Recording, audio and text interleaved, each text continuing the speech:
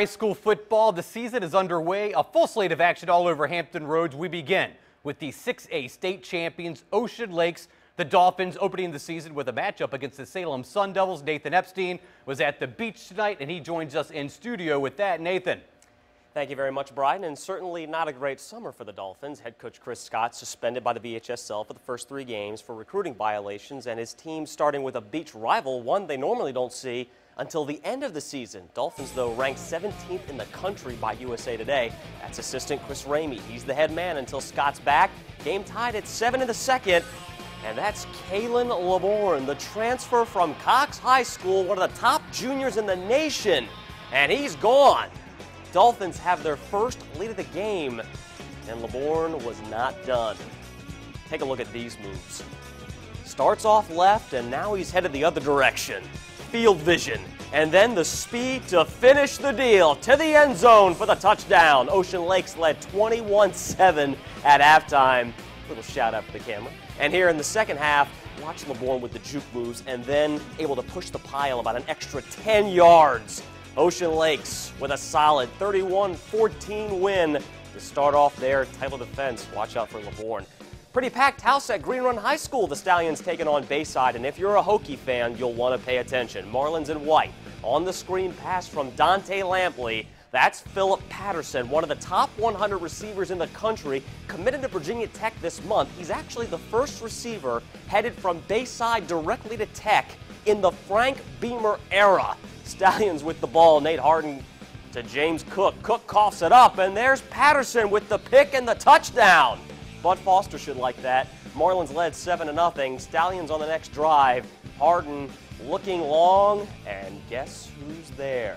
It's Patterson again. Bayside runs away in the second half. They get a 47-28 win.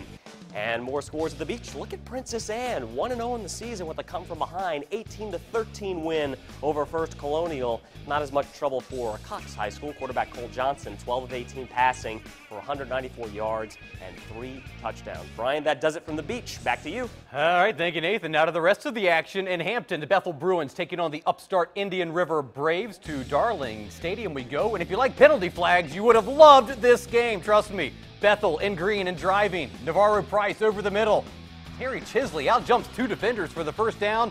That's a nice catch. And that led to this. Navarro to Elijah Parker for the score. That made it 8-0 Bethel. Now you may want to remember the name Tavante Beckett, number 4 for Indian River, and the senior makes the hard hit. That let out a big ooh from the crowd. Penalties were not Indian River's friend tonight. Second quarter, Gurmeek Knight comes up with what looks like an interception, but the refs call holding, one of many flags thrown tonight. Indian River doesn't wilt, though. It pitches the second half shutout and rallies past Bethel 14-8.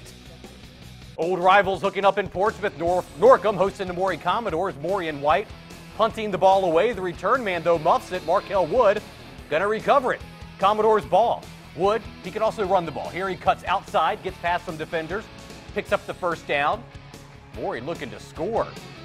Here they do. Johnny Senville right up the gut. Maury takes a 13-12 lead. It goes on to win 21-12. Turnovers really hurt Norcom tonight. More scores. Norview with the big win over Great Bridge, 56-6. Denby, 24-18 over Booker T. Washington in overtime. Warwick, 27-18 over Granby. Kings Fork defeats Smithfield. Coach Joe Jones of the Bulldogs getting a win over his old team, the Packers. Nansemond River scores 53 in its win over Minchville. Pocosin shuts out Southampton 42-0. Late start for Lake Taylor in its game against Heritage. Titans 54-0 winners in that one, and Woodside loses to a team from South Carolina.